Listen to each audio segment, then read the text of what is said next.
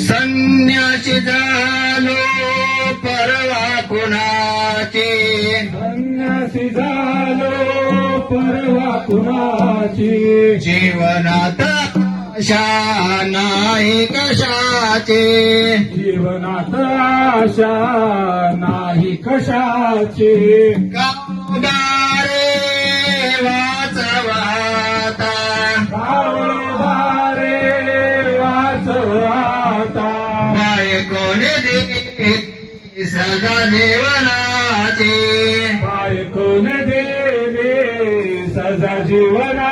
ऐका ऐका हो ऐका, पत्नी पीडिताची गाथा, पत्नी पीडिताची गाथा, जिल्हा संभाजीनगरात, जिल्हा संभाजीनगरात, ऐका करोडी गावात, ऐका करोडी गावात, पत्नी पीडित बसले एकांतेश्वराच्या सेवेत, पत्नी पीडित बैसले एकांतेश्वराच्या सेवेत, पत्नी पीडित बसले एकांतेश्वराच्या सेवेत.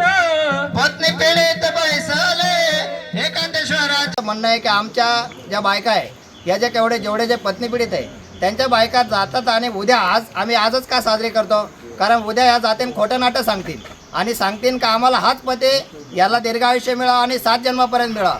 ह्या जन्मामध्ये आम्हाला आणि ह्या बायकांमुळं एवढा त्रास झालेला आहे का ह्या जन्मात का 7 सेकंदसुद्धा अशा बायकांसोबत आम्ही राहू शकत नाही. तर दीर्घायुष्य कुठं आम्ही रोज मरतो. जेवढा त्रास होता, कारण अशा त्रासामध्ये समाज ऐकत नाही आहे, पोलीस यंत्रणा ऐकत नाही, इव्हन न्यायव्यवस्थेने ते आहे, न्यायव्यवस्था देखील पुरुषांचं ऐकून घेत नाही, पुरुषांच्या बाजूने कायदे नाही आहे. संविधानाने जर पुरुषांना अधिकार दिला तर तो फक्त कागदोपत्री ठेवला गेला आहे, संविधानाचं कुठेही बऱ्यापैकी पालन होताना दिसत नाही आहे. आणि म्हणून ही जर आख्यायिका अशी असेल का 7 फेरे मारल्यानंतर जर त्या पुरुष त्या बाईला म्हणजे 7 जन्मासाठी भेटत असेल आणि त्याला दीर्घायुष्य मिळत असेल तर आमचं असं म्हणणं आहे हे पिंपळ हा मुंजा आहे आणि ह्या मुंजाला आम्ही साकडं घालतो का अशा भांडकुदळ बायको दिल्यापेक्षा या 7 जन्म नाही 7 सेकंदसुद्धा आम्हाला यांच्यासोबत ठेवू नको.